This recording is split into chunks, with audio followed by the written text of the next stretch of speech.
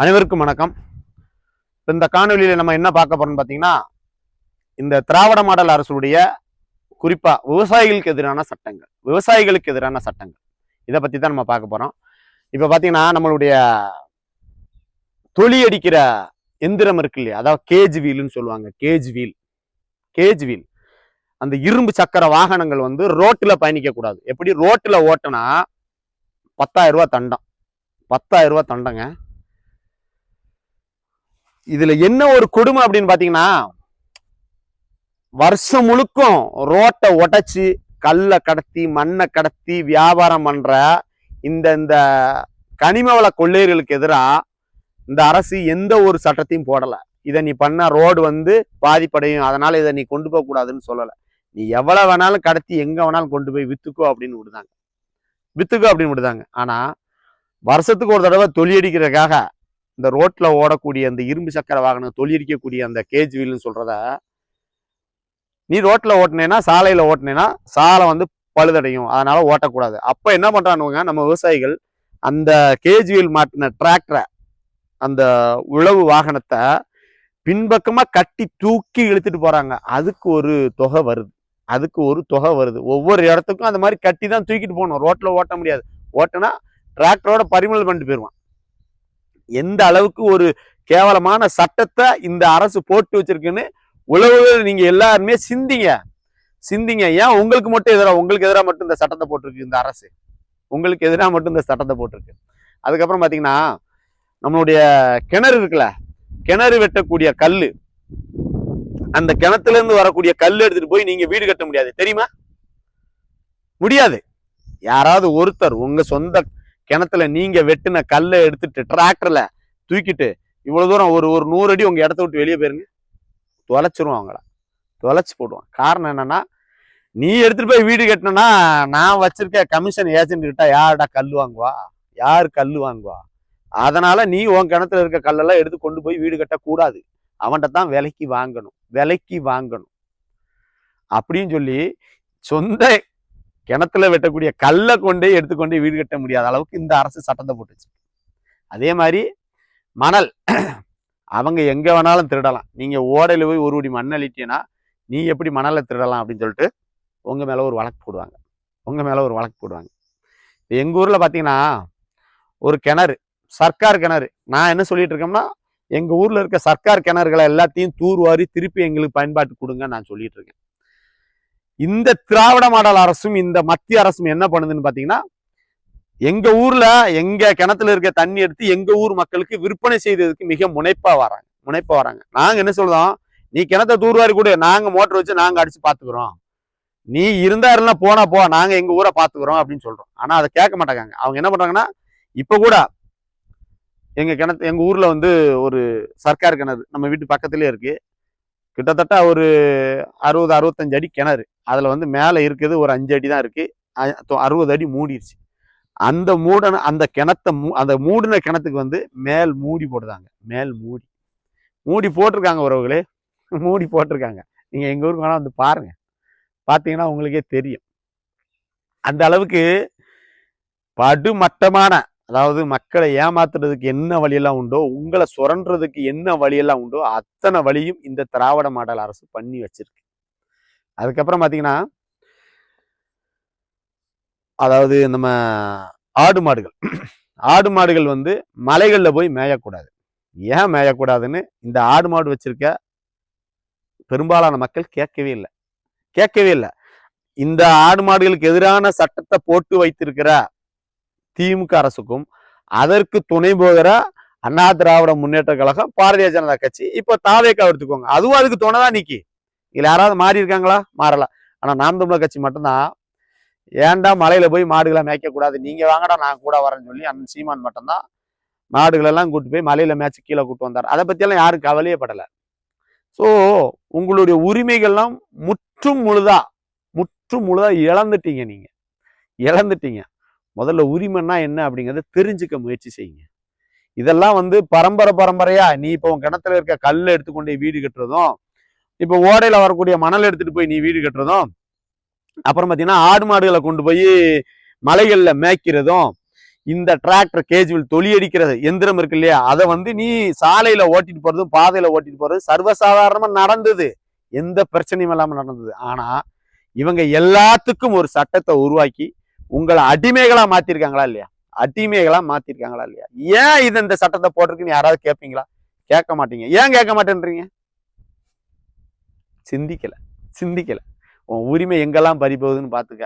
இன்னும் கொஞ்ச நாள்ல ஊருக்கு டாஸ்மாக் வந்துடும், டாஸ்மாக் வந்துடும். உன் பிள்ளை ஏன் நம்மளுடைய வருங்காலத்துல பெண்கள் கூட குடிச்சிட்டு உன் முன்னாடி விழுந்து கிடக்க போறாங்க. இது நடக்க போகுது. இதை நோக்கித்தான் நீ இன்னைக்கு இந்த 500 ரூபா 1000 ரூபா காசுக்காகவும் ஜாதிக்காகவும் ஓட்டு போடுது. அப்புறம் கட்சி அதை கேட்டா ஒருத்தன் சொல்லுவான், நாங்களாம் வந்து பரம்பரையா டிஎம்கே, என்னமோ பெரிய பரம்பரையா நாங்க எங்க முப்பாட்டன் ராஜராஜன் பரம்பரை, ராஜராஜ சோழன் பரம்பரை மாதிரி பரம்பரையா நாங்களாம் டிஎம்கே. ஏன்னா ஒரு கட்சி திருடுன்னு தெரியுது, அந்த பரம்பரையா திருடுற கட்சிக்கு நீ கூட நின்று ஓட்டு போடுறனா உனக்கு அந்த வார்த்தையை சொல்றதுக்கு கொஞ்சம் கூட வெக்கமா இல்லையா? நான் கூசலையா உனக்கு நான் கூசல.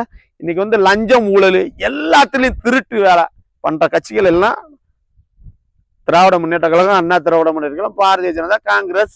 திரும்ப சொல்றேன், இதுல தாவேக்கா வேறுபடல. தாவேக்கா இப்ப ஆதவ அர்ஜுன் என்ன சொல்லியிருந்தாரு, அதாவது கொள்ளையடிங்க ஆனா மக்களை பாதிக்காத அளவு கொள்ளையடிங்கன்னாரு. ஆதவ அர்ஜுனா யாரு?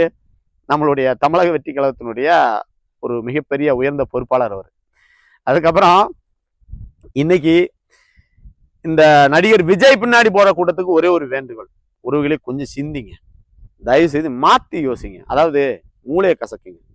உங்க பிள்ளைகள் நல்லா இருக்கணும்னா உங்களை சுத்தி சில சட்டங்கள் உங்களுக்கானதா இருக்கணும். இந்த சட்டங்கள் இப்ப இருக்கிற சட்டங்கள் உங்களுக்கானதே இல்லை. உங்களை முற்று முழுதா அடிமைப்படுத்தக்கூடிய சட்டம் மட்டும்தான், அடிமைப்படுத்துறதுக்குரிய சட்டம் மட்டும்தான். ஆகவே உறவுகளே கொஞ்சம் மாறுங்க, சிந்திங்க. திரைக்கவர்ச்சியை நம்பி பின்னாடி போகாதீங்க. திரைக்கவர்ச்சி வேண்டாம். நீ என்னைக்கு திரைக்கவர்ச்சியை நம்பி பின்னாடி போறியோ அது திருப்பி உன்னை அதோட பாதாளத்தெல்லாம் இழுத்து கொண்டே தள்ளும். இந்த நாடே நாசமா போகும். இன்னைக்கு ஒரே ஒரு கேள்வி, எனக்கும் குடும்பம் குட்டின்னு எல்லாருமே இருக்காங்க. நான் ஒரு படத்துக்கு போறேன், ஒரு படத்துல ஒரு பாடலோ ஒரு காட்சியோ வருது, அதெல்லாம் குடும்பத்தோட உட்காந்து பாக்குற மாதிரியா இருக்கு? நீங்க சொல்லுங்க.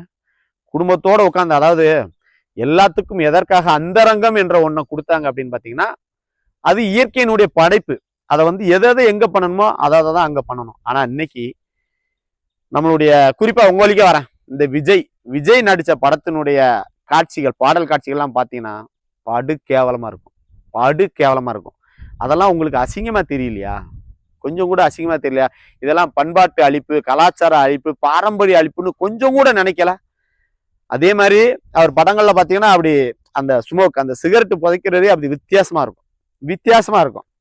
அப்புறம் பாத்தீங்கன்னா அந்த மாஸ்டர்னு ஒரு படம் வந்துச்சு, அதுல பாத்தீங்கன்னா முழுக்க குடிச்சிட்டு தான் படுத்து கிடப்பாரு அவர். இந்த சமூகத்துக்கு அவர் சொன்ன நல்ல கருத்து ஏதாவது ஒண்ணு சொல்லுங்க, உண்மையிலே சொல்லுங்க. உங்க உளச்சாண்ட தொட்டு சொல்லுங்க. உங்க பொண்ணு நீ இந்த விஜய்க்கு வாக்களிக்கக்கூடிய மக்களை பார்த்து கேட்கிறேன், உன் பொண்ணு கூட நீ படத்துக்கு போறையா? ஒரு கேவலமான காட்சி வருது, உனக்கு கோவம் வருமா வராதா? நல்ல தாப்பனா இருந்தா உனக்கு கோவம் வரணும். எனக்கெல்லாம் கோவம் வரும். என்னுடைய தமிழ் சமூகத்தை இப்படி ஒருத்தன் கலாச்சாரம் பண்பாட்டுல அழிச்சிட்டு இருக்கான்ற கோவம் எனக்கெல்லாம் வெறி கொண்டு உண்மையிலே என்னுடைய நெஞ்சுக்குள்ள கொதிச்சுக்கிட்டு இருக்கு. அது மறக்க முடியாத உண்மை. ஆனா இந்த தியேட்டர்ல போய் படத்தை பார்க்கக்கூடிய, குறிப்பா குடும்பத்தோட கருத்துக்களை பார்க்கக்கூடிய, இந்த காட்சிகளை பார்க்கக்கூடிய உங்களுக்கு மனசுக்குள்ள ஒரு வலி வராதா? ஏன்டா இவன் இப்படி எல்லாம் படம் எடுக்கிறான், இவன் ஏன் இப்படி மாத்தி படம் எடுக்கணும், ஒரு பெண்ணுன்னு வந்தா அவளை இப்படித்தான் காட்டணுமான்னு எவனாவது ஒருத்தன் யோசிச்சிருப்பியா? யோசிக்கல. ஏன்னா உன் வக்கர புத்தி. அதாவது எனக்கும் அந்தரங்கம் ஒன்று உண்டு, ஆனால் அதை நான் யாருக்கிட்டையும் வெளிப்படுத்தக்கூடாது. சில விஷயங்களை நம்ம தனியா தான் வச்சுக்கணும். அதை வந்து நம்ம குடும்பத்துக்குள்ள கொண்டு போக முடியாது. நம்மளுடைய பெண்கள், நம்ம வீட்டு பெண்கள்கிட்ட அதை காட்டவும் முடியாது. ஆனா நீங்க என்ன பண்றீங்க? ஒரு நடிகை ஒரு பெண்ணை வச்சு மிக கவர்ச்சியா ஒரு பாடல்ல நாடி பாடி, கேவலம் பணத்துக்காகங்க. அந்த நடிப்பு அவன் எதுக்கு நடிக்கிறான்? கேவலம் பணம். நீ சொல்றல அந்த பணம் என்கிற வெத்து காகிதம், அது வந்து வாழ்க்கையில உனக்கு ஒரு நாள் உதவாது. ஒரு நாள் நம்மளுடைய பெண்களும் நம்மளுடைய பிள்ளைகளும் சீரழிஞ்சு நிற்பாங்க. அன்னைக்கு இந்த விஜய் என்கிற நடிகனுக்கு வாக்களிக்க போகிற மக்கள் நீங்க சிந்திப்பீங்க. அதை தவிர இன்னும் கவர்ச்சியா கொண்டு வருவாரு. அவர் முதலமைச்சரா வந்துட்டா என்ன பண்ணுவாரு? இன்னும் கவர்ச்சியா பெண்களை நடனமான விடுவாரு திரையில. வேற அதை தாண்டி என்ன பண்ணிடுவாரு? என்ன பண்ணிருக்காரு? இப்ப கரூர்ல ஒரு 41 பேர் செத்தாங்கல்ல, அந்த 41 பேர் எதுக்கு செத்தாங்கன்னு அவங்களுக்கு தெரியுமா? இல்ல அவங்களுக்கு இந்த நடிகர் விஜய் ஏதாவது பண்ணிருப்பான்னு கேட்டா ஏதாவது பண்ணிருக்காரா? பண்ணல பண்ணல. உண்மையிலே ஒரு குழந்தைகளை பெற்ற தகப்பனா பெற்றோர்களை உட்காந்து யோசிங்க.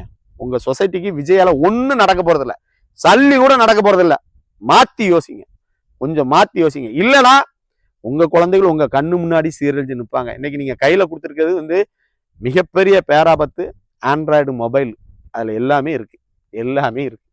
உங்களுக்கு தெரியாது உங்க குழந்தைகள் என்ன பண்றாங்கன்னு. ஆனா அவங்க ஏதாவது ஒண்ணு பண்ணிட்டே இருப்பாங்க, ஏதாவது ஒண்ணு பண்ணுவாங்க. நீங்க மத்தவங்களை பார்க்கறத விட உங்க குழந்தைகளை வாட்ச் பண்ணுங்க. குழந்தைகள் என்ன பண்றாங்கிறத வாட்ச் பண்ணுங்க. அதை விட்டுட்டு நான் வந்து பணம் பணம் பணம் பணம் 24 மணி நேரம் பணத்துக்காக ஓடி குழந்தைகளை இழந்துடாதீங்க. நீங்க பணம் தேடுறதே அவங்களுக்கு தான். அவங்க நல்லா வாழணும் தான். ஆனா அவங்க நல்லா வாழ்றதுக்கு உண்டான சுத்தி உள்ள அரசியல் இருக்கான்னு பார்த்தா கிடையாது. முடியவே முடியாது. உங்களால அவங்கள காப்பாற்ற முடியாது, காப்பாற்றவே முடியாதுங்க. இது சத்தியமான உண்மை. இதை நீங்க உள்வாங்குவீங்க நம்புறேன். அந்த நம்பிக்கையில வருங்கால தலைமுறை பிள்ளைகளுக்காக உங்க வாக்குகளை சிந்திச்சு உங்களுடைய வலிமை மிகுந்த அதிகாரம் மிகுந்த வாக்குகளை நாம் தமிழர் கட்சியின் சின்னமான விவசாய சின்னத்துக்கு கொடுங்க.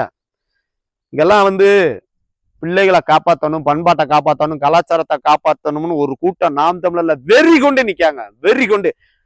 உண்மையிலேங்க நாம் தமிழர் கட்சியெல்லாம் ஆட்சிக்கு வந்துச்சுன்னு வச்சுக்கோங்களேன், எங்க அண்ணன்ட்ட நானே சொல்லுவேன், எவளாவது திரையில வந்து இந்த தொப்புல காட்டி நடிக்கிற மாதிரி எவளாவது வந்து நடிக்க வந்தானா தொலைச்சிருன்னு சொல்லுவேன். அவளை நான் தொலைச்சிரு, அந்த நடிகையை தொலைச்சிரு. அடுத்து அவ திரைக்கு நடிக்கவே வரக்கூடாது, வரக்கூடாது.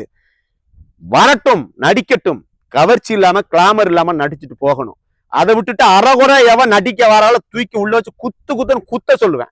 இதை எங்க அண்ணன் சீமான் பண்ணுவார், உறுதியா பண்ணுவார். உனக்கு இது நடக்கும்னு நினைச்சனா, உன்னுடைய பிள்ளைகள் நல்லா வாழன்னு நினைச்சனா, உன்னுடைய வலிமை மிகுந்த வாக்குகளை நாம் தமிழர் கட்சியின் சின்னமான விவசாய சின்னத்துக்கு கொடு.